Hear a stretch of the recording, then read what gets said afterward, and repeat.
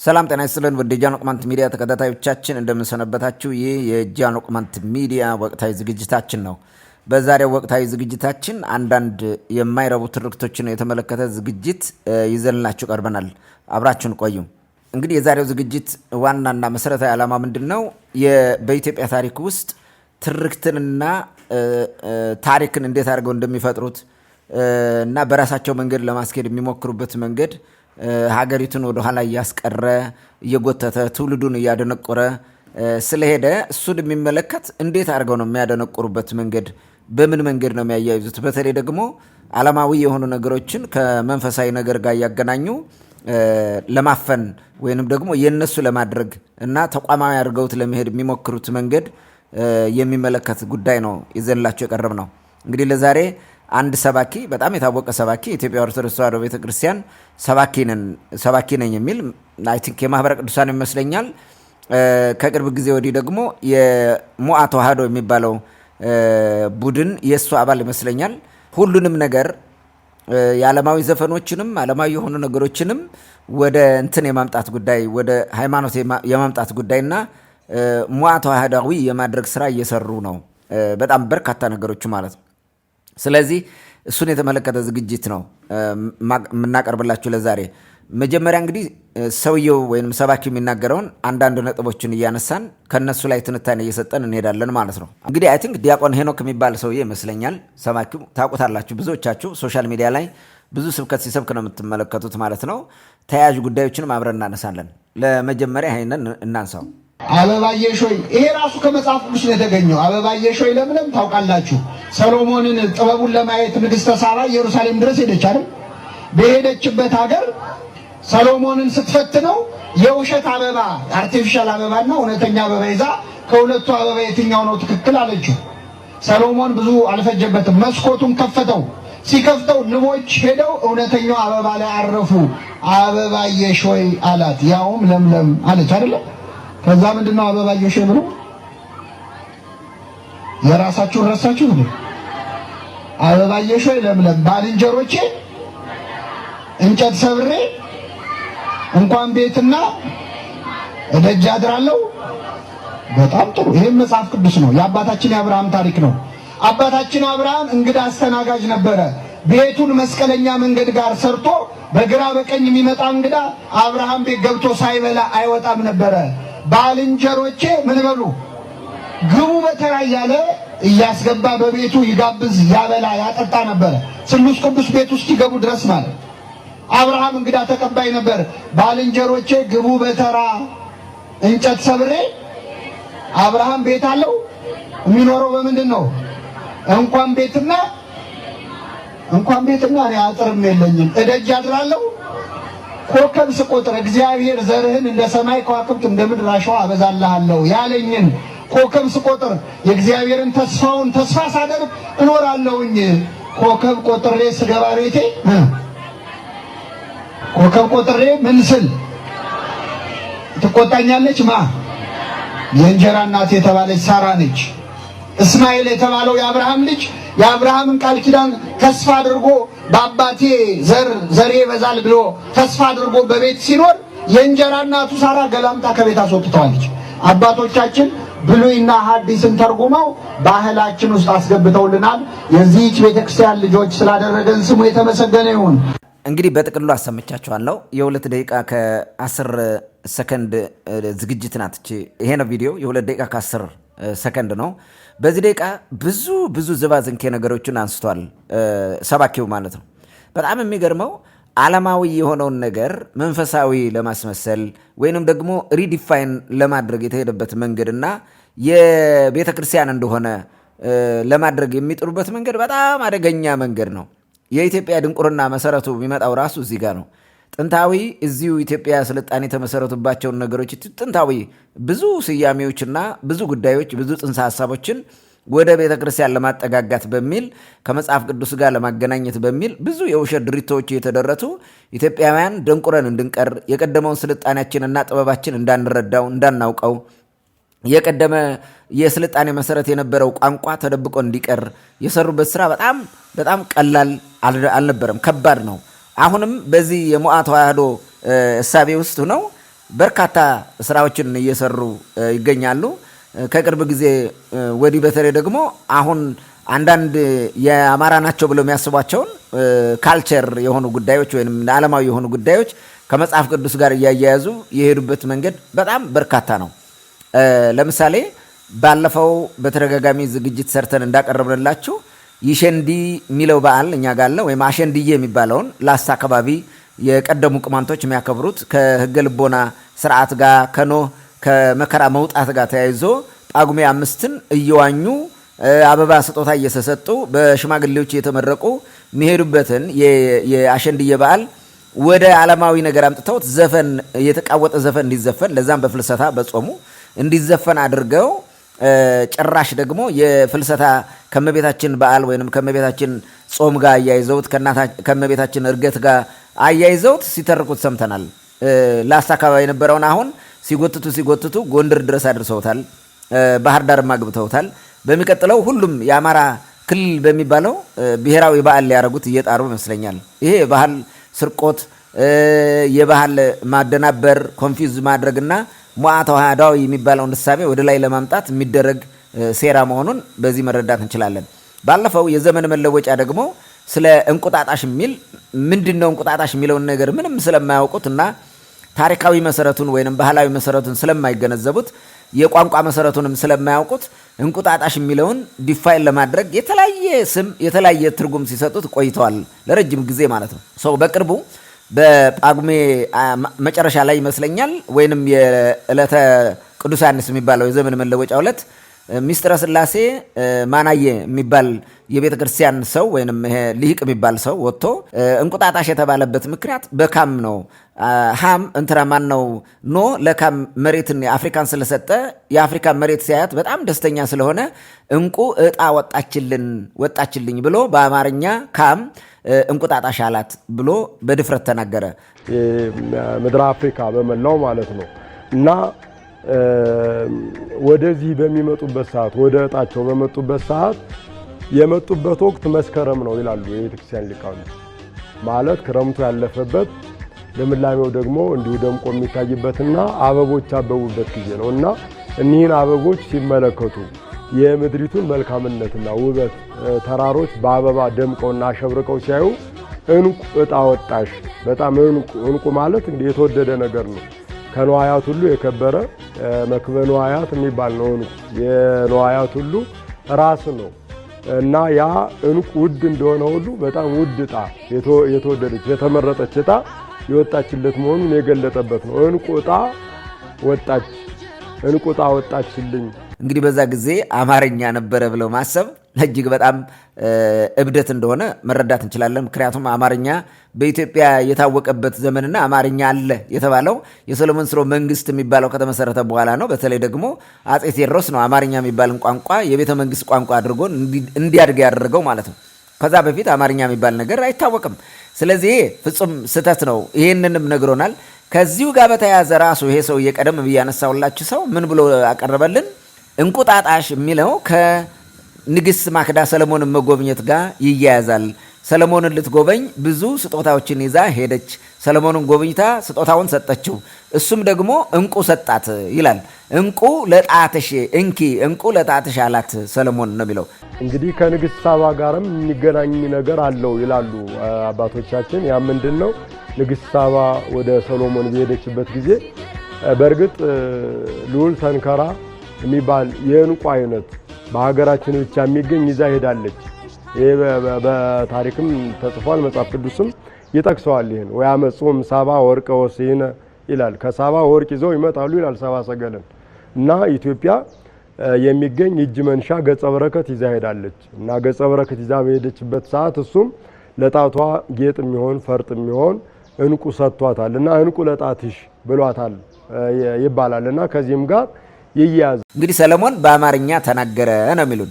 በዛ ጊዜ ይሄ ከክርስቶስ ልደት በፊት ከ700 ወይም 800 ዓመት ዓለም በፊት የነበረ ታሪክ ነው ይሄኛው አሁን የሚያወሩት ማለት ነው።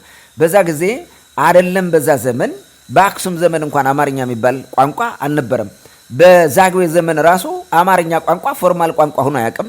የወታደሮች ቋንቋ ሆኖ እንዲሁ የመፎከሪያ አንዳንዴ መቀላለጃ የሆነ ነገር ማድረጊያ ቋንቋ ሆኖ ነው የቀጠለው እንጂ በምንም መንገድ አማርኛ የህዝብ መገናኛ ቋንቋም አልነበረም፣ ኮሚኒኬቲቭ ላንጉጅ አልነበረም። በዛ ጊዜ በሂደት ክርስትናን አጥምቀው ሁሉም ሰው አማርኛ ብቻ እንዲናገር እያወገዙ እያስገደዱ ስለመጡ በሂደት ነው አማርኛ እያደገ የመጣው ማለት ነው። ስለዚህ ይህን ሁሉ ወስደው ከማይገናኝ ጋር አገናኝተው መጽሐፍ ቅዱሳዊ ለማድረግ ይጥራሉ። ይሄ የሙአ ተዋህዷዊ ባህሪ ነው። ምክንያቱም በመጽሐፍ ቅዱስ ነው እነሱም ያሟረቱት። ሁሉን ነገር መጽሐፍ ቅዱስ ጋር እያገናኙ የአንተን በሙሉ ይወስዱብሃል ማለት ነው። የህገ ልቦናውን ስርዓትም ወስደው ኢትዮጵያዊ የሆነውን ስርዓት እንዳለ መጽሐፍ ቅዱሳዊ ያደርጉና ይደብቁብሃል። በተለያየ መንገድ ያሳደግከው እዚህ ሀገር በቀል የሆነው እውቀት ጥበብ በሙሉ መጽሐፍ ቅዱሳዊ ያደርጉና ይወስዱብሃል። አንተ ተደናቁረ ትቀራለህ። እነሱም አይጠቀሙም፣ ተደናቁረው ነው የሚቀሩት። ኢትዮጵያ በአጠቃላይ ደንቆሮ ሆና እንድትቀር አድርገዋል። ለዚህ ነው የሰሎሞን ስርወ መንግስት የሚባል ከመጣ በኋላ ኢትዮጵያ የቁልቁለት መንገድ የሄደችበት ብለን የምናስበው ለዛ ነው። የዛጉዌን ዘመን ስርወ መንግስት ወይም ስልጣኔ የሚያክል ትልቅ ስልጣኔ በተለያየ መንገድ አጥፍተው በተለይ ደግሞ እነ ፔፈር እንደጻፉት የዛጉዌ ስርወ መንግስት ዘመን የነበረው የስልጣኔ መሰረት የነበሩ የተለያዩ ስነ ጽሁፎችን እና የታሪክ ማስረጃዎችን በሙሉ አውድመዋቸዋል። ከነ ተክለ ሃይማኖት በኋላ ማለት ነው ሙሉ በሙሉ አውድመዋል። ስለ ዛጉዌ ስርወ መንግስት ሄዳችሁ ብትጠይቁ ምንም ታሪክ አታውቁም። የተሰሩ ህንፃዎች ብቻ ናቸው ልታገኙ የምትችሉት። ከዛ ውጭ ግን ብዙ ሚስጥሮችን የያዙ የጥንታዊ ሚስጥሮች፣ ጥበቦች በሙሉ ጠፍተዋል። መጽሐፍትን አውድመዋል። የህንፃ መስሪያ መሳሪያዎችን በሙሉ አውድመዋቸዋል። አንድም የህንፃ መሳሪያ በአግባቡ አታገኙትም። እንግዲህ ላሊበላን ጎብኝታችሁት ከሆነ ቤተ ጊዮርጊስ ስትገቡ አንድ ሳጥን አለች፣ የሆነ ሳጥን፣ ትልቅ ሳጥን። ከውስጡ በዚህ ነው ቅዱስ ላሊበላ እንትኑን የሰራው ብለው የሚያሳዩበት እንትን አለ። ትንሽዬ መጥረቢያ፣ በጣም የሚያሳዝን መጥረቢያ ማለት ነው፣ ሊሆን የማይችል እንዲህ አይነት ስራዎችን እየሰሩ እያደናበሩን መጥተዋል። በአጠቃላይ ሌሎች ደግሞ የቅማንት ከጥንት ጀምሮ የነበረ የቅማንት ስርዓትን ለማፍረስ በሚል እንዲህ አይነት ትልቅ ስራ ሰርተው ብዙ ነገር እንደሄዱበት ማወቅ እንችላለን። በተለይ ደግሞ የቅማንት የሆነውን ጥንታዊ ኢትዮጵያ የተመሰረተበትን የሀገሪቱ ስም ራሱ ኢትዮጵያ ብሎ ውብ ምድር ብሎ ስም የወጣበትን ቋንቋ የዚች ምድር ወራሽ የሆኑ ህዝቦችን ደግሞ አበሻ ብሎ ባላባት ወይንም ወራሽ ብሎ ስም ያወጣን ቋንቋና በበርካታ የአማራ ክልል በሉት ትግራይ፣ ኤርትራ ድረስ ባሉት ኢቭን ቀደም ብሎ በነበረው የሱዳን ፓርትን በሉት የቦታ ስያሜዎቹ በዚህ ቋንቋ የተሰየሙ መሆናቸው ይታወቃል። ዛሬ አማራ ክልል ውስጥ የሚኖር ህዝብ የሚኖርበትን የቦታ ስያሜ፣ የወንዝ፣ የሸጥ፣ የተራራ ስያሜዎችን ትርጉም አያውቀውም። በግዕዝም ስላልሆነ በንም ስላልሆነ በጥንታዊ የቅማንተኛ ቋንቋ ስለሆነ ማለት ነው። ስለዚህ ይሄ ነገር አሁን እየፈጠጠ እኛም በትግሉ ሂደት እያሳደግነው ስንመጣ እነዚህ ደብተራዎች መንቀጭቀጭ ጀምረዋል ማለት ነው። ትልቅ ይሄ ፕላትፎርም ፈጥረው በተለይ ደግሞ ሙአ ተዋህዶ የሚባል ፈጥረው ያልሆነውንም የሆነውንም መጽሐፍ ቅዱሳዊ በማድረግ የመውረስ ስራ እየሰሩ ነው ማለት ነው። ይሄ እኛን ይጠብቀናል። በዚህ መንገድ ነው ፈጦ የወጣ እውነት አለ። ይሄ እውነት ከወጣ ሊያጠፋን ነው የሚል የድንቁርና መንገድ አስበው በዛ መንገድ እየሄዱ እንደሆኑ መረዳት እንችላለን ማለት ነው። ኦኬ አሁን ይሄ ሰውዬ ይሄ ሰባኪ ሄኖክ ዲያቆን ሄኖክ ነው የሚባለው። እሱ ያደረገውን አንዳንድ ነገር እያነሳን እንተንትነውና ዝግጅታችን እናበቃለን። አበባየሽ ሆይ ይሄ ራሱ ከመጽሐፍ ቅዱስ ነው የተገኘው። አበባየሽ ሆይ ለምለም ታውቃላችሁ። የአበባየሽ ለምለም የሚለው ከመጽሐፍ ቅዱስ የተገኘ ነው ይለናል። እንዴት ሆኖ ነው ከመጽሐፍ ቅዱስ ላይ የተገኘው? የትኛው የመጽሐፍ ቅዱስ ምዕራፍ ነው ወይንም መጽሐፍ ነው ወይስ የትኛው ቁጥር ነው አበባየሽ ለምለም ብሎ የዘፈነው? ይሄ እንግዲህ የዓለማዊ ዘፈን ነው። በቅርብ ጊዜ የተዘፈነ ዘፈን ነው። ከጥንት እንኳን ያልነበረ በሂደት በማህበረሰብ ባህል ወግ ያደገ ነው። ይሄ አበባየሽ ለምለም የሚለው ማለት ነው። በዘፈኑ ዓለም አርቲስቶቹ በሂደት እያሳደጉት የመጡት እና በተለያየ ዘመን የሚዘፈን በተለይ የዘመን መለወጫ አካባቢ ምናምን እንዲህ አይነት ነገር ይባላል። ይሄ ሰዎቹ ፈጠሩት በሂደት እያደገ የመጣ ቋንቋ ዘፈን ነው። ይሄ ዘፈን መጽሐፍ ቅዱሳዊ ነው ማለት ምን ማለት ነው? ልብ በሉ። እዚሁ ኢትዮጵያ ውስጥ የተፈጠረ እዚሁ እኛ የፈጠር ነው፣ ግን ደግሞ ዓለማዊ ዘፈን የዘመን መለወጫውን ለማሳየት የተደረገ ነገር እንጂ ምንም አይነት ቢብሊካል ስታንስ ወይም ቢብሊካል ባክግራውንድ ያለው አይደለም ማለት ነው። ያለው አይደለም። የትም ቦታ መጽሐፍ ቅዱስ ውስጥ አታገኙትም። እንዴት አድርጎ እንደሚያገናኘው እንስማው ቀጥለን። አበባየሽ ሆይ ለምለም ታውቃላችሁ። ሰሎሞንን ጥበቡን ለማየት ንግሥተ ሳባ ኢየሩሳሌም ድረስ ሄደች አይደል? የስ ሰሎሞንን ልጠይቅ ንግሥት ማክዳ እስከ የተረች ኢየሩሳሌም ድረስ ሄዳለች ይላል። የስ መጽሐፍ ቅዱስ ስለጻፈ ይሄ እንዲና ማድረግ አልችልም። ሄዳለች። ኦኬ ምንም ችግር የለም። እሺ በመሄዷ ምንድን ነው ያደረገችው? እሷ ምን አገናኘው? አሁን ይሄ አበባየሽ ለምለም የሚለው ቅድም እንቁጣጣሽ የሚለው ጋር የእንቁጣጣሹን ያኛው ደብተራ ተረጎመው፣ ይሄኛውን ደግሞ አበባየሽ የሚለውን ዘፈን ደግሞ ይሄኛው ሊተረጉምልን ማለት ነው። ሊነግርን ነው። ምን እያደረጉ ነው? መጽሐፍ ቅዱሳዊ እያደረጉ ነው። ምን እያደረጉ ነው? ተዋህዳዊ እያደረጉት ነው። ሙአዊ እያደረጉት ነው ማለት ነው። ሙአ ተዋህዳዊ እያደረጉልን ማለት ነው። ኮንሴፕቱ በእንትን እንደዚህ ይሄ ሪኮንስትራክት እያደረጉ ማለት ነው። የቀደመ ያለንን እንትን ወደ ሪኮንስትራክት ያደርጉታል፣ ሪዲፋይን ያደርጉታል፣ እንደገና ብያኔ ይሰጡታል ማለት ነው። ኦኬ እሺ ሄደች። ከዛስ ምን አገናኘው ከአበባየሁሽ ጋር? በሄደችበት ሀገር ሰሎሞንን ስትፈትነው የውሸት አበባ አርቲፊሻል አበባና እውነተኛ አበባ ይዛ ከሁለቱ አበባ የትኛው ነው ትክክል አለችው። ተመልከቱ እንግዲህ ይሄ ተራራ የሚያክል ውሸት ነው።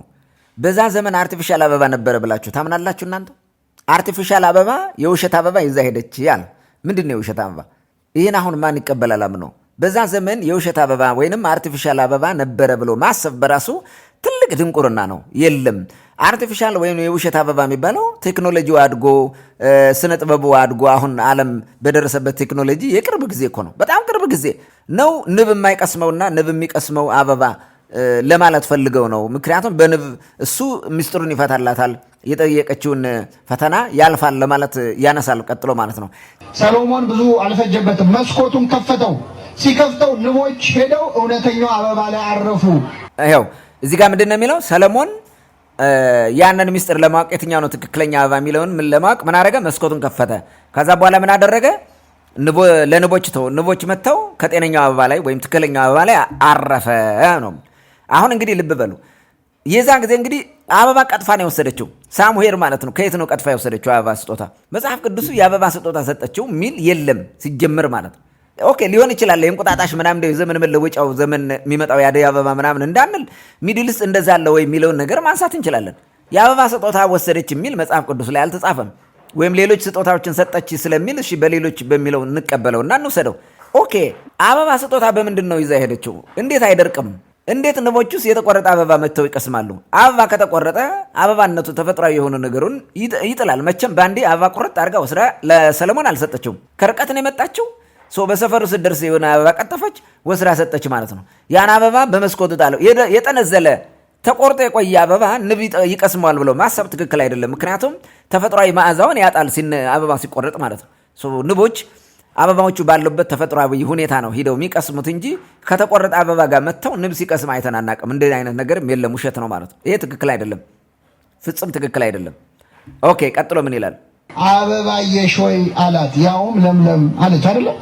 አሁን ምንድን ነው የሚለው? ሰለሞን ምን ያደርጋል? አበባየሽ ወይ አላት ለእሷ ማለት ነው። እሷ ደግሞ ያውም ለምለም አለችው ብሎ ይመልሳል። አበባየሽ ወይ ሲላት ያውም ለምለም ብላ ዘፈኑ ከዚህ ነው የመጣው ለማለት ነው። ልብ በሉ በዛ ዘመን አማርኛ ከየት ተገኝቶ ነው ሰለሞን አማርኛ የተናገረው? ነው ሚድልስ አማርኛ ይናገር ነበረ? ውሸት ነው የምላችሁ። ለዚህ ነው ውሸት ነው የምንለው። ለዚህ ነው የደብተራው ትርክት ማለቂያ የለውም፣ ማለቂያ የለውም። ጆሮአችሁን ከፍታችሁ ብላችሁ ከሰማችሁ ጆሮአችሁ የሚያተላ ነገር ሁሉ ይነግሯችኋል። በፍጹም ቅሬታ እንኳን የላቸው ለመናገር ማለት ነው።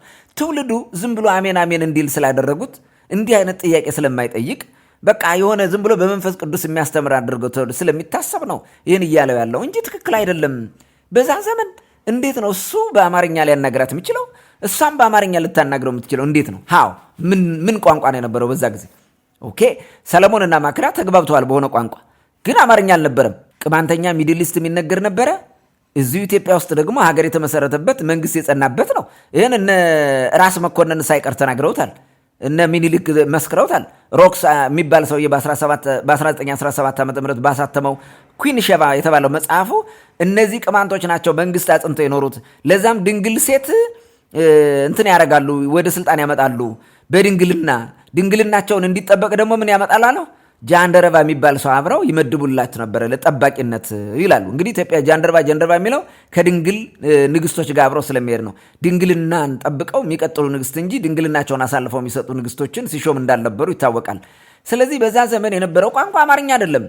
አማርኛ ቅድም እንዳልኩት ከዛጉዌ ሥርወ መንግስት በኋላ እየታወቀ የመጣ የወታደር ቋንቋ ነው። እንዲያውም እነሱ ራሱ አይጸልዩበትም። በነገራችን ላይ አጽመ ጊዮርጊስ የሚባለው ጸሐፈ ትእዛዝ እንደጻፉት በአንድ ወቅት ምንድን ነው የሚሉት? አማርኛ የወዲላ ቋንቋ ስለሚባል ለጸሎትና ለሌላ ነገር አይደረግበትም፣ ደብዳቤም አይጻፍበትም፣ ጸሎትም አይደረግበትም ነበረ። ስቲል እስከ ዛሬ ጸሎት አያደርጉም በአማርኛ። የቤተ ክርስቲያን ሰው አገልጋይ የሚባሉት ቄስ፣ ዲያቆናት ምናምን የሚባሉት በአጠቃላይ በክህነቱ ዓለም ውስጥ ያሉ አማርኛ ጸሎት የሚባል ነገር አይጸልዩም። ለራሳቸው በግል ሲጸልዩ በግዕዝ የተጻፈ ነው። በቃላቸው የሚያዙት በመጽሐፍ የሚያንቡት በግዕዝ ነው የሚያነቡት እንጂ አማርኛውን እግዚአብሔር እንኳን ይሰማዋል ብለው አያስቡትም ሲጀመር ማለት ነው። በፍጹም ስለዚህ ይህንን ማሰብ እንችላለን። አማርኛ አልነበረም በዛ ዘመን። እንኳን በሰለሞን እና በማክዳ ዘመን በዛጉዌ ዘመን ራሱ አማርኛ የሆነ እንደዚህ አይነት ነገር ማድረግ አልነበረም። አልነበረም በፍጹም ማለት በሂደት ያደገ ነው አማርኛ። መሰረቱም ቅማንተኛ ነው። ስላንግ ቋንቋ ሆኖ ቅማንት ውስጥ የተፈጠረ ያደገ ለመዝፈኛ፣ ለፉከራ፣ ለቀረርቶ፣ ለፉተታ፣ ለጨዋታ፣ ለቀልድ፣ ለቧልት የተፈጠረ ቋንቋ ነው። ለዛ ነው የወዲላ ቋንቋ የተባለበት ምክንያት ማለት ነው። የጥንቱ የቅማንት ገልቦና ስርዓት የሚቀደሰው በቅማንተኛ ነው። የቅዳሴ ቋንቋ ነው ቅማንተኛው። ገበሬዎቹም ይመካከሩበታል፣ ይመክሩበታል፣ ታሪክ ይማሩበታል እንጂ አይዘፍኑበትም። ብዙ ጊዜ ቅማንተኛ ማለት አብዛኛው መዝሙር ነው። ወረቦች ነበሯቸው፣ መዝሙሮች ነበሯቸው። በዛ ነው ስቲል እስከ ዛሬ ያለው የሕገ ልቦና ስርዓት ይሄን ያሳየናል። ስለዚህ ያን መመልከት እንችላለን። ያደገውም ከዚህ ነው። ግዕዝ ነው ብሎ የሚያወሩ አሉ። ከግዕዝ መጣ የሚሉት የአማርኛ መዋቅሩ የአረፍተ ነገር መዋቅሩ ግዕዝን አይመስልም፣ ከቅማንተኛው ጋር ነው የሚሄደው። ለምሳሌ አበበ እንጀራ በላ ብትሉ በቅማንተኛ በአማርኛ አበበ እንጀራ በላ ሳብጀክት ኦብጀክት ቨርብ ነው እንትኑ፣ ወይንም ደግሞ ምን ማለት ነው? ባለቤት ተሳቢና ማሰሪያ አንቀጽ ነው። ኦኬ በቅማንተኛም እንደዛ ነው። አበበ አራቆው ነው። አበበ እንጀራ በላ አንድ ነው። በግዕዝ ግን እንደዛ አይባልም። በላ አበበ ህብስተ ነው የሚባለው እና አይሆንም። ህብስት መጨረሻ ነው የመጣው። በላ ማሰሪያ አንቀጹ መጀመሪያ ነው የመጣው። ተቃራኒ ሆነ። እንዴት ሊሆን ይችላል? እዛ እንዳልመጣ እናውቃለን። በጣም በርካታ ነገሮች ሌተር ኦን ግን በዚህ በ20ኛው መቶ ክፍለ ዘመን በተለይ ከኃይለ ሥላሴ ዘመን መጨረሻ አካባቢ በኋላ በደርግም ስነ ጽሁፉ እያደጉ ሲመጡ ሊቃኑ አማርኛን የስነ ጽሁፍ ቋንቋ አድርገው ብዙ ሲጽፉ የማይገልጽላቸው ኮንሴፕት ሲያገኙ ግዕዙን እንዳለ እያመጡ ቃላት ተጠቅመውበታል። እንዳለ ማለት ነው። በሙሉ እንዳለ እያመጡ ቀይረውታል። የነበረውን ቅማንተኛውን ግዕዝ ለማስመሰል አገር የሚለውን ሀገር፣ አሳብ የሚለውን ሀሳብ እንዲህ ያሉ ብዙ ነገር ቃይረው ግዕዝ ለማስመሰል ሞክረዋል እንጂ አማርኛ አባቱም መሰረቱም ያሳደገውም የተወለደውም ቅማንትኛ ቋንቋ ውስጥ ነው። ጥንታዊ ማለት ግዕዝ ራሱ ከ140% የሚሆነው የግዕዝ ቃላት ከቅማንተኛ የመጡ ናቸው ቃላት። ይህም በሰፊው ከዚህ በፊት ያነሳን ይመስለኛል። ደግመንም ማሳየት እንችላለን። ስለዚህ ግዕዝ ከዚህ አማርኛ ከዚህ ተወልዶ የተፈጠረ ነው። ኢቭን ግዕዙ ራሱ እዚህ የመጣ ነው እንጂ ሌላ ነገር የለውም። አሁን ይሄ ምን ማለት ነው? የቅርብ ጊዜ ነው። አማርኛ ከርቀት የነበረ አልነበረም። እነማክዳና ሰለሞን ተግባብተዋል በአንድ ቋንቋ ከተባለ እሱ ቋንቋ ቅማንተኛ ነው ሊሆን የሚችለው። ለምን ብላችሁ ጠይቁኝ። ማስረጃ ላቀርብላችሁ። በጣም ቀላል ማስረጃ ለዚህ ማለት ነው። እውነተኛ ማስረጃ። ኦኬ ቤተ እስራኤላውያን የሚባሉት ኢትዮጵያ ውስጥ የነበሩት የቅዳሴና ይሄ ጸሎትና የዝማሬ ስርዓት የሚፈጽሙበት ቋንቋ የመጀመሪያው ቋንቋቸው ቅማንተኛ ወይንም እነሱ ቋረኛ የሚሉታል ቅማንተኛ ነው። የመጀመሪያው ዋናው ጥንታዊ ቋንቋቸው ይሄ ነው። የሚቀድሱበት ታቦተ ጽዮንን ይዘው የመጡ ሰዎች ማለት ነው። የሚቀድሱት ይሄ ነው፣ በቅማንተኛ ነው። የሌዋውያን ቋንቋ ማለት ነው። ሌዊ እንግዲህ የሚባሉት እነሱ ነው ሊሆን የሚችሉት። ማን ሊሆን ይችላል? በደምም በምንም ከኛ ጋር አንድ ናቸው። 100% ከቅማንት ጋር ዲኤንኤያቸው ተመሳሳይ ነው። ቋንቋቸው ተመሳሳይ ነው። ባህል ወጋቸው ተመሳሳይ ነው። የሰውነት ተክለ ቁመናቸው ተመሳሳይ ነው። የሚለየን እነሱ ኦሪት እምነት ተከታይ ነን ናቸው፣ እኛ ደግሞ የሕገ ልቦና ስርዓት ተከታይ ነን ማለት ነው። this is the difference። ስለዚህ እነዚህ ህዝቦቹ ያንን ቋንቋ ይጠቀሙታል ማለት ሰለሞን ያውቀው ነበር ይሄን ቋንቋ ማለት ነው። ማክዳ ስትሄድ በዛ ቋንቋ ነው ያወራቸው ማለት በዘርም እኮ አንድ ናቸው። በነገራችን ላይ ከማክዳ ጋር እነሱ በሚሉት በሴም ዘር ሳይሆን በከነዓን ላይን ነው የሚመጣው። ሰለሞን እናቱ ቤርሳቤ ነች። ቤርሳቤ ከነዓናዊት ነች። የኬጢ ልጅ ነች። የኦሪዮን ሚስት ነች። ይታወቃል። ከዛ በፊትም የመጣውን የከነዓናውያን ትውልድ የመጽሐፍ ቅዱስን የማቴዎስ ወንጌል ማንበብ ትችላላችሁ። እነ ማረን እነ ራኬብን እያነሳችሁ መምጣት ትችላላችሁ። በዛ ትውልድ ቋንቋውም ከዛ ጋር የሚያያዝ ነው። ኢብራይስጥም ከዛ የተወለደ ቋንቋ እንደሆነ ይታወቃል። አባቱ የጥንታውያን ከናናውያን ፕሮቶ ከናን የሚባሉት ናቸው።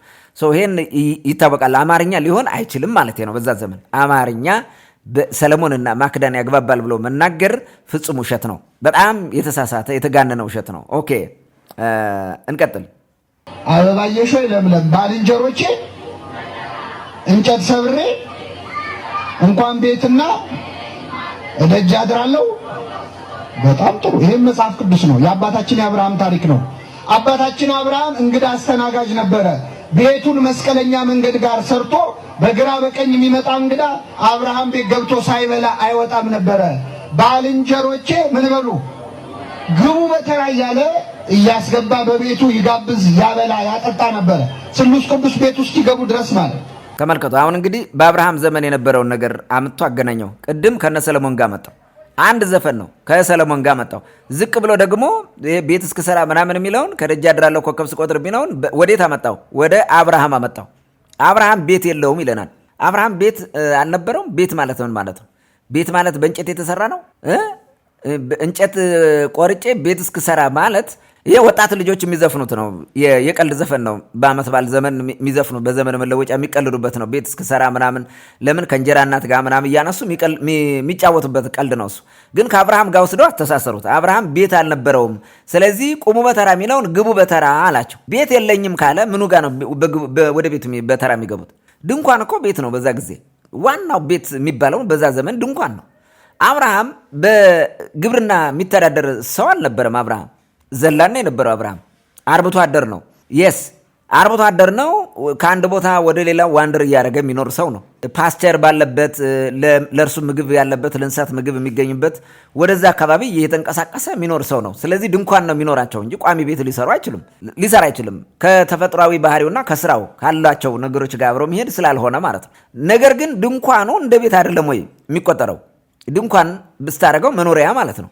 ቤት ደግሞ መኖሪያ ነው። ስለዚህ አብርሃም ቤት ነበረው። ጠባብ ነው፣ ድንኳኔ ነው። በግቡ በተራ ቁሙ በተራ ነው የሚለው እንጂ ግቡ በተራ አይልም ዘፈነው። ሲጀመር እሱ ግቡ በተራ አላቸዋል። አቁሞም በተራ አሰልፏቸው አብርሃም በዛ ዘመን ይሏል።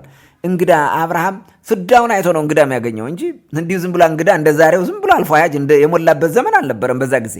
በጣም የዓለም ሕዝብ ጥቂት ቁጥር ያለው ከብዙ ቀን አንዴ በሆነ መንገድ ነው እንግዳ ልታገኝ የምትችለው። ሰው ስካተር ሆኖ የሚኖር ነው እንጂ በተጨፋፈቀ ቦታ የሚኖር እንደፈለገ የሆነ ኢንተራክሽኑ ከፍተኛ ሆኖ ወዲያ ወዲህ የሚሄድ እንደ ልቡ ሰው እንዳለ አድርጎ የሚያወራው ፍጹም ስህተት ነው። ትክክል አይደለም። የውሸት ነው። ከአብርሃም ጋር ለማስተሳሰር የሞከረው ማለት ነው። ግን ይህንን ወስደ አብርሃማዊ ማድረግ አለብህ። መጽሐፍ ቅዱሳዊ ለማድረግ አይደል እየታገሉ ያሉት? ተዋህዷዊ ለማድረግ አይደለም የሚታገሉት? ሞዓዊ ለማድረግ አይደለም። ስለዚህ የሞዓን እንግዲህ ባለፈው ሞዓ ተዋህዶ ማለት አማራ ማለት እንደሆነ የአማራ ካልቸርን ማሳደግ እንደሆነ እነ ዋቄ ማነው የዋቄ ልጆች እነ ፈንታውን ነግረውናል። ያን ነው የሚነግሩን። ስለዚህ አሁን ይሄንን ሱፐር እንዲሆን ወይንም ይሄ ምንድነው የበላይ ቋንቋ እንዲሆን ኢንፌሪየር እንዲሆን ሌላው ይሄ ደግሞ ሱፔሪየር እንዲሆን ለማድረግ የሚሰራ ስለሆነ ካልቸሩ ወጉ ከዛ ጋር ለማገናኘት ነው ይሄንን እያደረገ ያለው ማለት ነው። በዚህ መንገድ መረዳት እንችላለን። ሆን ተብሎ የፖለቲካ ስራ እየተሰራ እንጂ ምንም ይሄ ዘፈን ዓለማዊ ዘፈን አይገናኝም። ይሄ ውሸት ነው። ምንድነው የሚለው? አብርሃም በሰልፍ አቆማቸው ድንኳን ስለሌለው ይላል። ከዛ በኋላ ከውጭ አድራለሁ ኮከብ ስቆጥር የሚለውን ራሱ እንዴት አድርጎ እንደሚያቀርበው ተመልከቱ። አብርሃም እንግዳ ተቀባይ ነበር። ባልንጀሮቼ ግቡ በተራ እንጨት ሰብሬ። አብርሃም ቤት አለው። የሚኖረው በምንድን ነው? እንኳን ቤትና እኔ አጥርም የለኝም እደጅ አድራለሁ ኮከብ ስቆጥር እግዚአብሔር ዘርህን እንደ ሰማይ ከዋክብት እንደ ምድር አሸዋ አበዛልሃለሁ ያለኝን ኮከብ ስቆጥር የእግዚአብሔርን ተስፋ ሳደርግ እኖራለሁኝ። ኦኬ እንግዲህ አሁን ከደጅ አድራለሁ ኮከብ ስቆጥር ያለው አብርሃም እግዚአብሔር የገባለት ቃል ዘርህን እንደ ሰማይ ኮከብ እንደ ምድር አሸዋ አበዛዋለሁ ብሎ እግዚአብሔር ቃል ስለገባለት እሱን ለመግለጽ ነው ኮከብ ስቆጥር የሚለው። ዘሬን ስቆጥር ትውልዴን ስመለከት ነው ብሎ ነገረን ማለት ነው። ይኸውላችሁ መጽሐፍ ቅዱሳዊ ለማድረግ የሆነ ጥቅስ ትፈልጋለህና ሂደት ተደናብረህ ነው የምትገባው። ሎጂካል ግንኙነት እንኳን አለው ብሎ ማሰብ አይቻልም። ይሄኛው ማለት ነው ግጥሙ ወስደው የሆነ ኮከብ የሚል ነገር ፈልገህ መጽሐፍ ቅዱስ ጋር ታገናኛለህ። እንቁጣጣሽ የሚለውን ወስዶ ከሰለሞን ጋር እንትና ሄዳ ሰጠችው ስጦታ ዜን እንቁ ምናምን የሚል ነገር እዛ ስላለ በቃ እዛ ጋር እናግበው እናገረኘው ብሎ ወስዶ ያገናኙታል። ሪዝኔብል ሎጂካል ኤቪደንስ ቤዝድ የሆነ አርጊመንት የላቸውም። ምንም የላቸውም። ኤቪደንስ የላቸውም። ዝም ብሎ ነው የሚያወሩት ማለት። ዝም ብሎ ሲያወሩ ደግሞ የሚቀበላቸው ብሎ የሚሰማቸው መንጋ ሞልቷል። ማንም የማይቃወማቸው አንዴ ሰቅለዋቸዋል።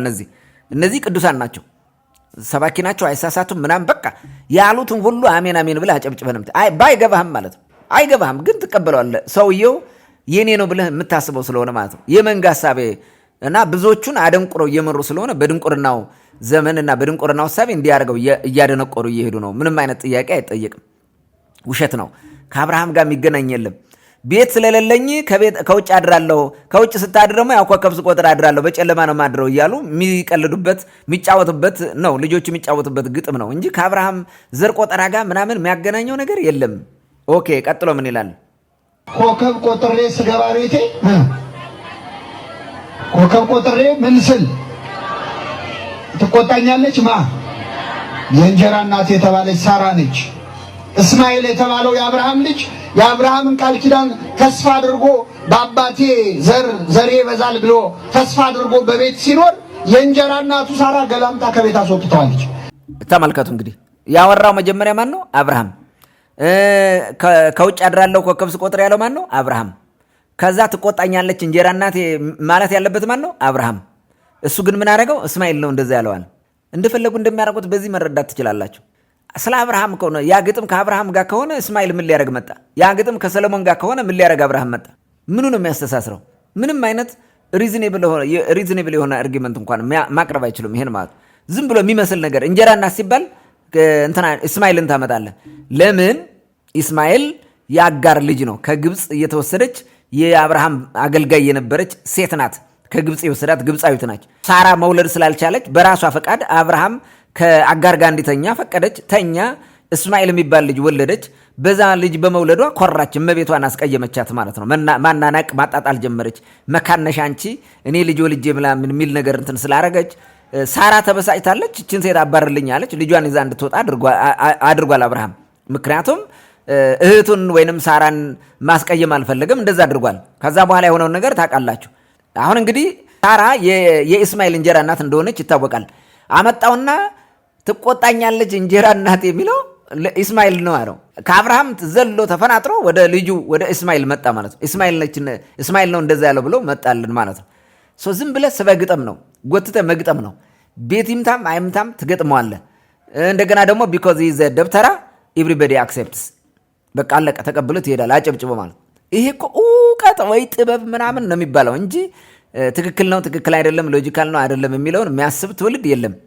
የደብተራው ዓለም ይሄን እንደዚህ ትውልዱን እያጠፋ እንዲያደረገ ነው የሄደው ማለት ነው። ስለዚህ ምንም የሚያገናኘው ነገር የለም። አንድ ሁለተኛ እስማኤል ትቆጣኛለች እንጀራ እናቴ ብሎ ሊዘፍን አይችልም። ከሆነም በዛ በነበረው ቋንቋ እንጂ በአማርኛ ሊሆን አይችልም። የመጀመሪያው ክርክር ትክክል ያልሆነው አማርኛ በዛ ዘመን እንደነበረ አድርገው ያገናኙት ነው። በአማርኛ የተዘፈነ መጽሐፍ ቅዱሳዊ ነው ብሎ በቀጥታ ቃሉ ራሱ በአማርኛ እንደሆነ አድርጎ መውሰድ ፍጹም ስህተት ነው። መጽሐፍ ቅዱስ በአማርኛ የተተረጎመው በቅርብ ጊዜ ነው። አይ ቲንክ ምናልባትም በኃይለ ሥላሴ ዘመን ይመስለኛል ሙሉ በሙሉ መጽሐፍ ቅዱስ የሚባል የተተረጎመው ወይም ወደ ኢትዮጵያ የመጣው ወደ ኢትዮጵያኛ ቋንቋ በአማርኛ መጽሐፍ ቅዱስ የታተመበት በኃይለ ሥላሴ ዘመን ነው። ከዛ በፊት የአማርኛ መጽሐፍ ቅዱስ ኑሮ አያውቅም። ሲጀመር ቅድም እንደነገርኳቸው አማርኛ የጸሎት መጽሐፍም አይሆንም፣ ለጸሎት መጽሐፊያም አይሆን፣ መጸለያም አይሆንም። መፎከሪያ፣ ማቅራሪያ፣ መሸለያ ነው በዛ ዘመን ማለት ነው። አማርኛን እንደ ቋንቋ ራሱ ኮንሲደር አያደርጉትም። የአማርኛ የወታደር ቋንቋ እንጂ የሚጻፈውም ሁሉ ኤቭሪቲንግ ዜና መዋሉ ምኑም በሉት በግዕዝ ነው የሚጻፈው። አፄ ቴዎድሮስ ነው ዜና መዋል በአማርኛ ያጻፈ ማለት ነው። ይሄንን ማየት እንችላለን።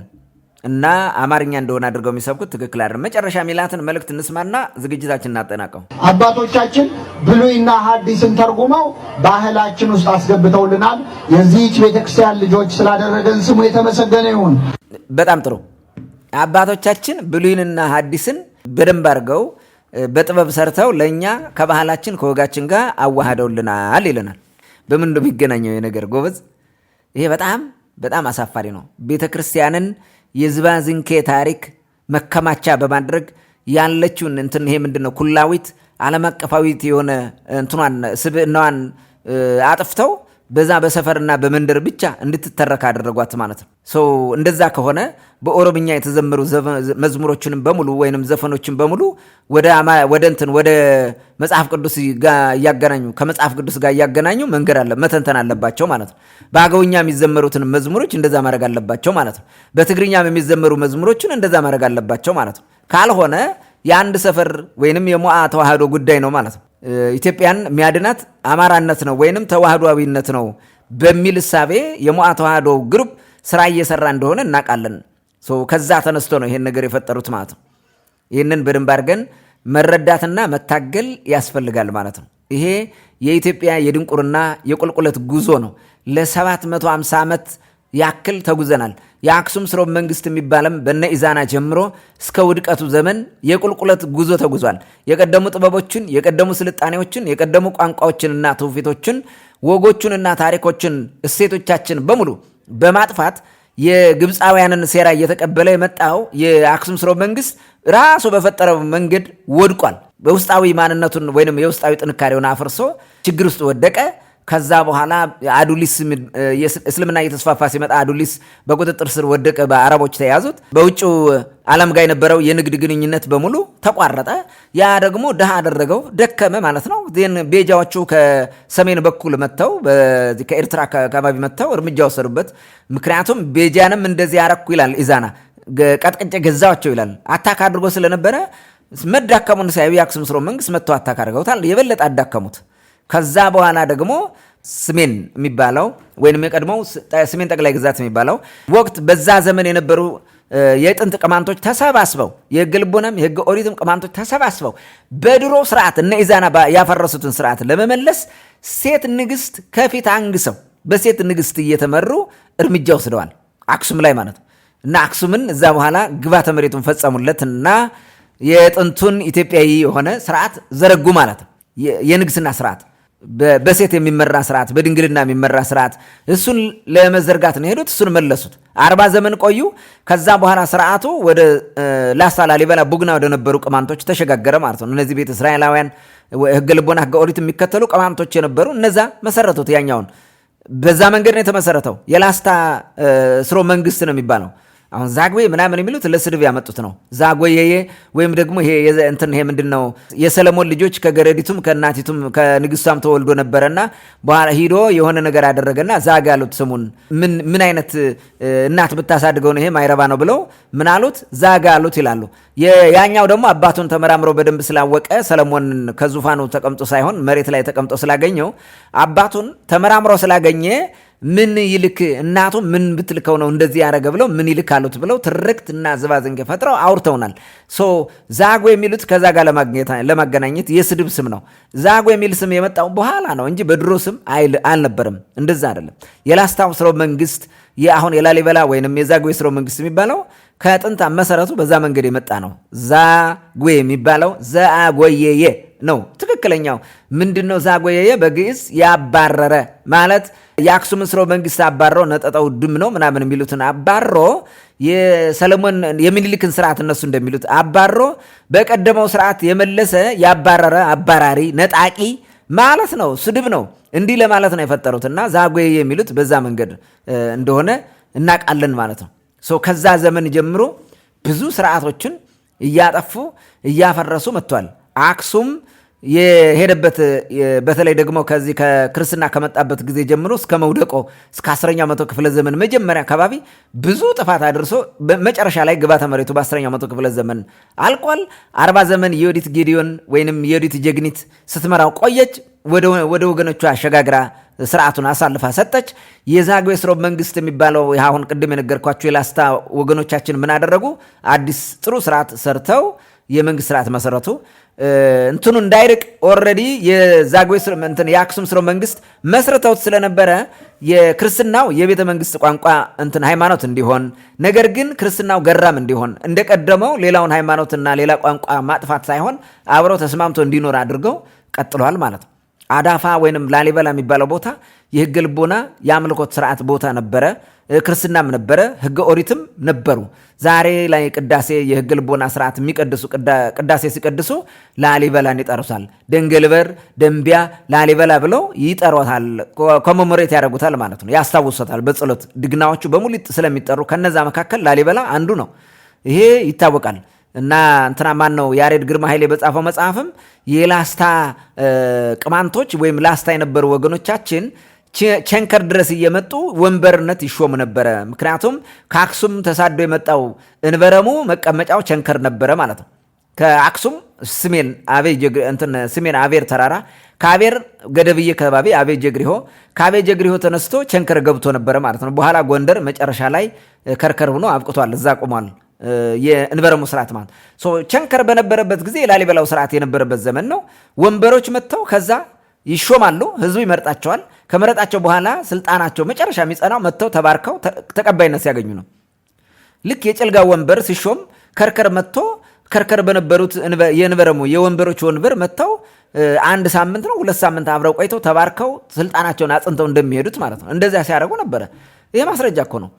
በአካባቢ ያለ የቦታ ስያሜዎችና ብዙ ባህላዊ የሆኑ ጉዳዮች ራሱ ከቅማንት ህዝብ ጋር የሚተሳሰሩ መሰረታዊ ነገሮች ናቸው።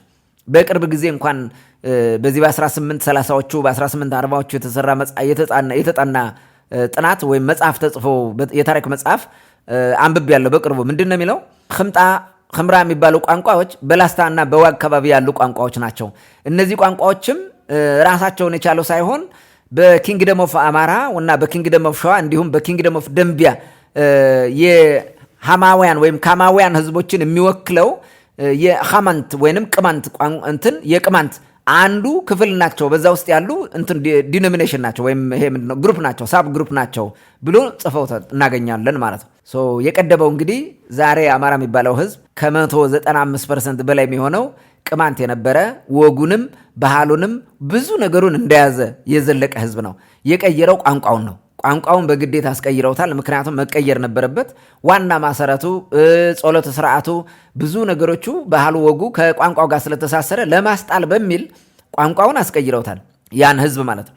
ከዛ በኋላ ግን አማራ ናቸው ተጠምቃቸው አማራ ሆናቸዋል የሚል እንትን ስላደረጉ ህብረተሰቡ ያንን ወደደም ጠላም እምቢ ቢልም ስለሚገደል አንዳንዶቹ የሸሹ ቅማንት ያለበት ቦታ መጥተዋል። ወደ ጎንደር ያልተቀየረው ማለት ነው። ኪንግደም ኦፍ ደንቢያ ድረስ መጥተው ይኖሩ አሉ። ላይክ የደነባ ዘር ምንላቸው አሉ። እኛ ጋር ደነባ የሚባል የቅማንት ዘር አለ፣ ከሸዋ የመጣ ነው። ማርቤት የሚባል ዘር አለ፣ ከሸዋ የመጣ ነው። ሌሎችም በርካታ እንትኖች አሉ እኛ ጋር ማለት ነው። እነ ካርሎ ኮንቲሮዚንም የከርከር ቅማንቶች ከሸዋ የመጣነን ይላሉ ብሎ ጽፏል። ከሸዋ የመጡ ተሰደው ሲገፉ ወደ ወገኖቻቸው ወደ አልተቀየረው ወገኖቻቸው እየመጡ ተቀምጠዋል። ጋፋቶች እንኳን ችግር ሲደርስባቸው በአፄ ዘርዓ ያዕቆብ ዘመን ደሰቅ የሚባል ጣዖት ታመልካላችሁ ተብለው ያደረጉት ነገር ቢኖር ምንድነው? ቀጥታ ክርስትና ያልገባበት አማርኛ ያልገባበት ቦታ መጥተው መደበቅ ነው። እሱም የት ነበረ? በጌ ምድር ኪንግደም ኦፍ በጌ ምድር መጥተው ደቡብ ጎንደር አሁን ምንለው ማለት ነው። በሞጣ በኩል መጥተው ተሻግረው እዛ ተቀምጠዋል። ለረጅም ጊዜ ኑረዋል። መጨረሻ አሁን ያው ቋንቋቸው ስለጠፋ ሙተዋል። ወረድ የለም ጋፋት የሚባል ጎጃምም ነበሩ ከወለጋ ተሳደው የመጡ ወንበርማ ለረጅም ጊዜ ቆይተዋል እስከ 1954 ምናምን ገደማ። ከዛ በኋላ የሉም። ይሄ ህዝብ በዚህ መንገድ አምጥተው ግን የደብተራው ሲሳይ ሆኖ እንዲቀጥልና እውቀት እንዳያቅ በምንም መንገድ ይሁን በምንም የቀደመ ቅማንትነቱ ማሰብ የለበትም። በምንም መንገድ ማለት ነው። ትናንትና ባቀረብነው ዝግጅት ያያችሁት በዜና ዘገባችን የአማራ ቴሌቪዥን፣ የአማራ ማስ ሚዲያ፣ የአማራ ኮሚኒኬሽን የሚባሉ ወይንም ከአማራነት ጋር የተያዙ ሚዲያዎች የኢሊቱ ግሩፕ የሚመራቸው በሙሉ ቅማንት የሚል ቃላት ላለመፍጠር ላለመጥራት በጣም ነው የሚቸገሩት። አንድም ብለው ቅማንት የሚል ቃል አይጠሩም። ለምን? ህብረተሰቡ ቅማንት እንደነበረው ስለሚያውቁ ያንን ደግሞ ህብረተሰቡ ይወደዋል ይመለስብናል የሚል ስጋት ነው። የራሳቸውን ህዝብ እንኳን በዚህ ደረጃ ትረስት አያደርጉትም፣ አያምኑትም። በአማራነቱ እንደማይቆም ህዝቡ የቀደመውን እንደሚፈልግ ያውቃሉ።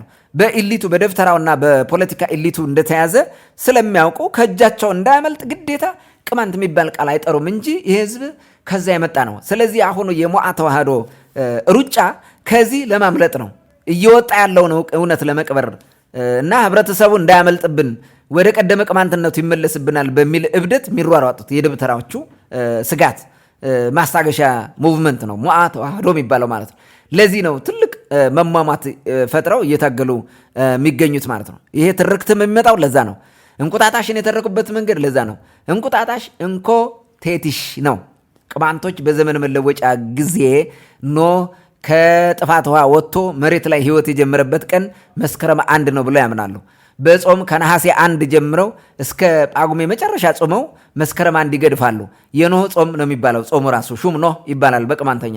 ይህን ሲገድፉ ጳጉሜን ይሼንዲ የሚባል ስርዓት አለ። ሴቶች ልጆች ዘፈን አይደለም የሚዘፍኑት። እንደዚህ ሴቶች ልጆች ከወንድሞቻቸው ጋር ሆነው ወንድሞቻቸው ናቸው ይሼንዲ የሚሏቸው ከእህቴ ጋር ወይንም የእህቴ ባል እንደማለት ነው የሚያከብሩት ማለት ነው። እንትኑ ሴሬሞኒውን ለጳጉሜ ለነሱ እንትን ተደርጎ ምንድነው የሚያደርጉት? ኖህ ከውሃ እየወጡ ያሉበት ሂደት ስለሆነ ጳጉሜ ሽግግር ወቅት ስለሆነ ከውሃ እየወጡ ወደ ደረቅ መሬት እያረፉ ስለነበረ እሱን ቆሞ መሬት ለማድረግ በዛ ወራት በዚህ ጳጉሜ የሚባለው በ5 ወይም በ6 ቀን የፈካ አደይ አበባ ይፈልጋሉ። ቄጤማ አብረው ይይዙና ለሽማግሌ ወስደው ይሰጣሉ። ለሚወዱት ትልቅ ሰው እናትም ሴትም ትሆን ትችላለች፣ አባትም ሊሆን ይችላል። ወስደው ይሰጡና ይመረቃሉ። ወንዶችም ከእህቶቻቸው ጋር ሆነው እንደዛ ያደርጋሉ፣ ይመረቃሉ። ይዘው ሲሄዱ ደብቀው ነው የሚወስዱት፣ አያሳዩም። በነጠላቸው ወይም በሆነ ነገር ደብቀው ይወስዱና ልክ ሰርፕራይዝ ነው የሚያደርጓቸው። ለምሳሌ ሚታ ከሆነች ወይም አያታቸው ከሆነች ማማ እንኮተትሽ ይላሉ። እንኮቴቲሽ ይላሉ። እንኮቴቲሽ ማለት እንኮ ማለት እንኳን፣ ቴቲሽ ማለት አደረሰሽ ማለት ነው። እንኳን አደረሰሽ ይላሉ። እሷም ደግሞ አሜት አሜት ቴቲሽ ትላለች። ምን ማለት ነው? አመት አመት ያምጣሽ፣ በየአመቱ ያምጣሽ ማለት ነው። አመት አመት ማለት በየአመቱ ያምጣሽ ማለት ነው። እንኳን አደረሰሽ፣ በየአመቱ ያደርስሽ፣ በየአመቱ ያምጣሽ ብላ ትመልሳለች ማለት ነው። ከዛ ደግሞ አሁን ይሄ አበባ ያመጣችው ልጅ ወይንም ሰውየው ያመጣው ወጣት ምን ይላል? ምን ትሰጭኛለሽ ብሎ ይጠይቃል በቅማንተኛ። ዊ ይት ይወኮ ብሎ ይጠይቃታል። ምን ትሰጭኛለሽ ቃል ግቢልኝ ይላታል። ስትዳር ኮታ ስትዳር ጊደር አንዴ ካፏ የወጣውን ነገር ትናገራለች። ወንድም ከሆነ ካፉ የወጣውን ነገር ይናገራል። በዚህ ተደስተው የተሰጠው ስጦታ ያንሰኛል ይበዛል ምንም አይሉም።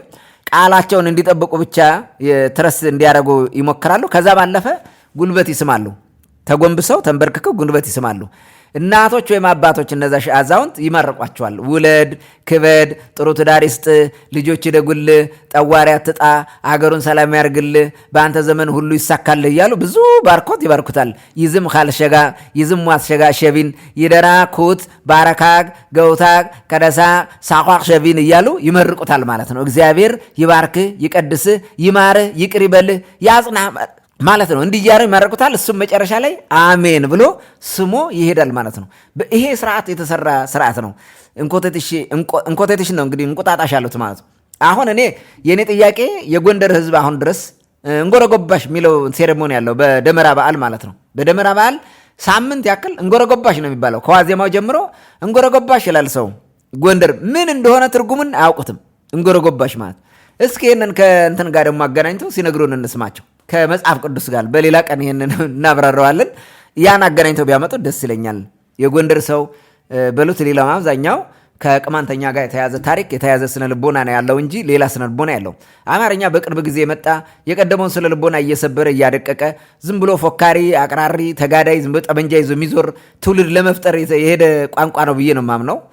መሰልጠን ያለበት ይመስለኛል። ይሄ ቋንቋ በአዝማሪዎቹ ከሚዘፍኑት ከምኑ ባለፈ የምርምር ቋንቋ የጥበብ ቋንቋ ቢሆን ጥሩ ነው። ግን እኛ አሁን ጥያቄ ልጠይቃችሁ። እነዚህ ሰዎች አማርኛውን ዘፈን መጽሐፍ ቅዱሳዊ ለማድረግ መጽሐፍ ቅዱሳዊ ድንቁርና መቼም እንዳልሆነ ይገባኛል ለማድረግ የሚጥሩት እስኪ በአማርኛ እየተናገሩ የፈጠሩትን ስልጣኔ ይንገሩን። የዳማት ስልጣኔ እንዳይሉ ዳማት የሚለው ራሱ አማርኛም አይደለም ግዕዝም አይደለም።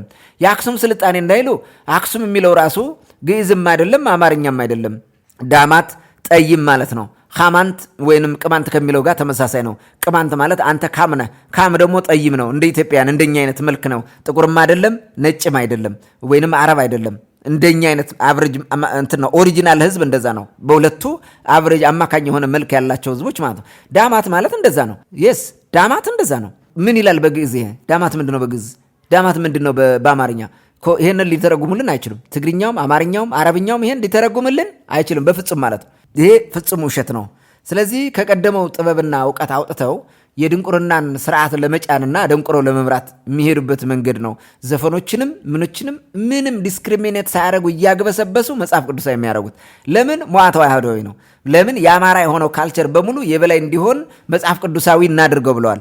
የቀደመውን ባለጥበብ ህዝብና የሃይማኖት መሪ የሆነው የትክክለኛ የእግዚአብሔርን እምነት የሚከተለው ለክርስቶስ ምሳሌ የሆነውን መልከ ጼዴቅ የወለደውን ያመጣውን አብራክ ይዞ የነበረውን የከነዓን ህዝብ በመጽሐፍ ቅዱስ ተረገመ ብለው እንደጻፉት ሁሉ የቅማንትንም ህዝብ እዚሁ የተረገመ ነው እንዲህ ያለ ነው ጣዖትን የሚያመልከው እያሉ ሰድበው ሲያዋርዱ ስለነበረ አሁን እውነታው መውጣት ሲጀምር ቴክኖሎጂው መጥቶ እኛም ምድሉን አግኝተን እንደዚህ ማውጣት ስንጀምር ይሄንን ለአፍኖ ለማስቀረት በሚል እንዲህ እየተደናበሩ ነው። በምንም መንገድ ደብተራው የቅማንትን ጉዳይ ለማፈን ነው ብሎ አይነግሯችሁም። አይነገርም። ነውር ነው። እሱ ሚስጥር ነው። እንደዛ ካሉማ ችግር ሊመጣ ነው።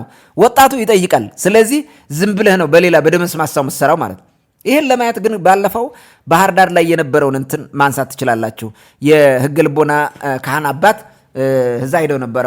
ከመዘን አሸቱ የሚባሉ አባት ሄደው ነበረ። ሌሎችም አብረው ነበሩ። 3 ናቸው እና መድረኩ ላይ የሀገር ምክክር ኮሚሽን በአዘጋጀው መድረክ ለቡራኬ ወጡ። የሃይማኖት አባቶች ወጡና መድረኩን ክፈቱት መርቃችሁ ሲባል ሄደው እሳቸው ተሰለፉ። በአጋጣሚ ከቀኝ ወደ ግራ አሰላለፉ። መጨረሻ ላይ እሳቸው ነበሩ የነበሩት። የመክፈቻውን ቀን ኦርቶዶክሱ ጀምሮ ሙስሊሙ ካቶሊኩ እያለ ነው የመጣው። ዜን የህገ ልቦና አባት ያሉበት በፊት ሌላ 2 ፕሮቴስታንቶች አሉ። አይ ቲንክ 3 ፕሮቴስታንቶች የተለያየ ዲኖሚኔሽን ነበሩ። በኋላ አንደኛው ፕሮቴስታንት ጸልዮ ካበቃ በኋላ ሁለተኛው እንደ የእንትኑን አደረሰና ከሳቸው በፊት ላለው ሰው እንካ ሲለው ኖ በቃ መልሰው ብሎ እሳቸው እየጠየቁ ማለት ነው። አፍነው ቀሩ። ሆን ተብሎ በተሰራ ሴራ ማለት ነው። ሆን ተብሎ የሃይማኖት አባት ነው ብሎ የወጣው ሰው ራሱ የሃይማኖት አባት አይመስለኝም። ያ እንደዛ ያደረገው ሆን ብሎ የሃይማኖት የሆነ የአንድ የፕሮቴስታንት ዲኖሚኔሽን አስመስሎ እዛ የቆመ ሰው ነው። በቃ ብሎ እንትን አደረገ ማለት ነው። እንደዚህ አይነት ማይክ ቀሙ። ከዛ በኋላ የመክፈቻውን እንትን ሲሰሩ የአሚኮ የሚባለው በቪዲዮ ዩቲዩብ ላይ ሰቀለ። ቪዲዮ ሰርቶ የመክፈቻውን ስርዓትና ከበር ያደረገው የሃይማኖት አባቶች መድረክ ላይ ቆመው ተደርድረው ያሉትን እሱን ነው። ግን በዳር የነበረውን የቅማንት ገልቦና ካህን ቆረጡት ፎቶውን እና ቆርጠው ከበር ፔጅ ያደረጉት። በዛ ምክንያት ትልቅ ኮምፕሌን አቀረብን። ኮምፕሌኑ ሲመጣ ይቅርታ ጠይቀው ስህተታችን አውቀው መልሰው በአደባባይ እየታየ ስለሆነ ማለት ነው ወስደው አስተካከሉት እሱን ማለት ነው። አሁን ያንሱት አናቅም እሱን። መዝጋው ላይ ደግሞ እንዲሁ ምን ተደረገ? አሁንም ሲስተማቲካሊ ላይቭ ይተላለፋል፣ ግዴታ ነው። የአማራ ቴሌቪዥን የሚባለው አሚኮ በቀጥታ ያስተላለፍ ነበረ ላይቭ። እኛም ላይቭ እያየ ነው ነበረ፣ የፌስቡክ ላይ ላይቭ ምንም ሲተላለፍ ስለነበረ ማለት ነው። ያን ላይቭ የሚተላለፈው ነገር ምን ሆነ? ጸሎቱን በተቃራኒው እንዲጀምሩት አደረጉ። ለምን? በመግቢያው የእንትኑ የላይቭ ካሜራ ከውጭ እንዲሆን አደረጉት። የውጭ ካሜራ አንዳንድ ሰዎችን ስለ ዝግጅቱ ጥያቄ ስለነበረ ውይይት ጥያቄ እያደረጉ ከውጭ አድርገው እንዲያልፍ አደረጉት ማለት ነው። ከውጭ አድርገውት በዛ ጊዜ ካሜራ ውጭ በነበረበት ጊዜ የውጭ ካሜራ በነበረበት ጊዜ ላይቭ ላይ ከመዘናው ሲጸልዩ እንዳይታይ ተደረገ ማለት ነው። ላይቭ አልተላለፈም። መድረክ ላይ ያለ ሰው ብቻ ነው ያየው። ከዛ ቀጥሎ የተወሰኑ ሰዎች ያ ቅድም ያልኳችሁ እንትና አጭበርባሪም አልመጣም። የተወሰኑ ሰዎች ናቸው የነበሩት። በመአት 2 ሰው ተቀንሷል በዛ የመዝጋው ላይ። ከዛ እሳቸው እንትን አድርገው ወደ ካቶሊኩ ደርሶ ሙስሊሙ ጸሎት ላይ ያለ ነው የላይቭ ከውጭ የነበረው ካሜራ ወደ ውስጥ ሆኖ ላይቭ ቀጥታ እንዲተላለፍ ተደረገ ማለት ነው። ሙስሊሙ ሲጨርሱ አባ ዩራኔም ወይንም እንትና ማን ነው ዮሴፍ ረታ የሚባለው ሰውዬ የማዕከላዊ ጎንደር የሀገረ ስብከት ስራ አስኪያጅ የሆኑ ሰው ማለት ናቸው። እሳቸው ንግግር ጀመሩ ማለት ነው። እንትን ይሄ ጸሎት ጀመሩና እንደምንም ብለው ተደናግጠዋል። በቃ የሆነ ተረብሸዋል። ቶሎ ጨረሱትና ሰው የሕገ ልቦናውን ቅዳሴና እንትን ጸሎት ሰምቶ በጣም እንትን ብሎ ስለነበረ መድረኩ ላይ በጣም ብዙ ካሜራዎች በርተዋል። እንትናቸው እንትን ካሜራ በርተው ይቀርጻሉ በሙሉ ማለት ነው። ከዛ ልክ እንደጨረሰ በክርስቶስ ስም ጠይቄያቸዋለሁ፣ ዝጉት፣ ይሄ ለፖለቲካ ጥቅም ሊውል ነው፣ ዝጉት ብሎ ተንጨረጨረ። ምን አገባው? አሁን ይሄ ሕገ ልቦናውን ስርዓት እንደሆነ እንደደነገጠ ስላወቁ ካሜራውን ዳርክ አደረጉት፣ ዘጉትና ዳርክ ሆኖ ላይቭ ዝም ብሎ ዳርክ ሆኖ እንዲቀጥል እንዳይተላለፍ አደረጉትና አቆሙት። ምንድነው የተደረገው? በዚህ ጊዜ የሕገ ልቦናው ካህን ስለጸለዩ እሱ እንዳይታይ ነው ስራ ተግተው የሰሩት ማለት ነው። እንዳይታወቅ፣ እንዳይታይ፣ ሰው እንዳየው፣ ላይቭ እንትን እንዳይደገና አቆሙልን ነው የቀረጻችሁትን ነገር አቆሙት። በላይቭ ብናቆመው እናንተ በሞባይል እንዴት አሉ። እኛ ግን ከዛ ቀድሞ ደርሶን ወዲያውኑ እንትን ለቀነው ነበር፣ ፔጃችን ለቀነው ነበረ ኦልሬዲ ማለት ነው። የእንትኑ ቅዳሴው ይሄ ጸሎትን ሲጸልዩ ከመዘናው በቀጥታ እኛ ልጆች ቀርጸው ልከውልን ስለነበር እኛ ሚዲያ ላይ ሰቅለነው ነበረ ማለት ነው። በዚህ ደረጃ የሚያንጨረጭራቸው ምናምን ስትመለከቱ ምን ያክል ጥላቻ እንዳላቸውና ምን ለማድረግ አሁን ሞዓ ተዋህዶ የሚል ነገር እንትን እንዳደረጉ ማየት ትችላላችሁ። ሞዓ ተዋህዶ የሚባለው ሲመሰረት አብዛኛዎቹ ከጎንደር የመጡ ደብተራዎች ናቸው ብዙ ስራ የሚሰሩት። የቅማንትን ጉዳይ በቅርቡ የሚያውቁት አብዛኛዎቹ ቅማንት እንትን ይሄ ጎንደር ከባቢ ያሉ ደብተራዎች ናቸው። በተለይም የደቡብ ጎንደሩ የደብተራ ቡድን ነው ይሄ ሰይጣን ይግዛን ምናምን የሚለው ያ ቡድን ነው ብዙ ስራ ሴራ የሚሰራውና እነ ዮሴፍም እዛ አካባቢ የመጡ ስለሆነ የፋርጣ ቡድን ብዙ ችግር የፈጠሩት እነዚህ ናቸው። ዞሮ ይሄ ሁሉ መድሞንሞንና ይሄ ሁሉ ቀውስ ውስጥ የገቡት አንድ ፈጦ የወጣ እውነት አለ ከውስጣቸው። የሆነ የጥንት ካልቸር አለ፣ የጥንት ቋንቋ አለ፣ የጥንት ሃይማኖት አለ፣ የጥንት ብዙ ነገር አለ። ስለዚህ ይሄ በጣም አደጋ ነው፣ ልንጠፋ ስለሆነ እናጥፋው ይሄን። ስለዚህ ሁሉንም የቅማንት የሚመስል የነበረ የቀደመውን በሙሉ ምን እናርገዋለሁ? ተዋህዳዊ እናርገው፣ መጽሐፍ ቅዱሳዊ እናርገው ብለው አሁን ባያችሁት መንገድ እየተሯሯጡና ፍዳቸውን እየቆጠሩ መሆኑን ማየት እንችላለን ማለት ነው። ለዚህ ነው የቅማንትን ስም መጥራትም ማስታወስም አይፈልጉም። ቅማንትን ስሙን ቀጠሩት በክፉ ነው። ክፉ ነገር ለማድረግና ስሙን ለማጥፋት ይጠቅሱታል ብዙ ጊዜ። በዚህ ሂደት ውስጥ ነው ቀውስ ውስጥ ገብተው የሚቀጥሉት ማለት ነው። ደብተራው ገና በዚህ የሚቆም አይደለም፣ ሌላ ብዙ ጉድም ያሳዩናል። ታንኪዩ፣ አመሰግናለሁ።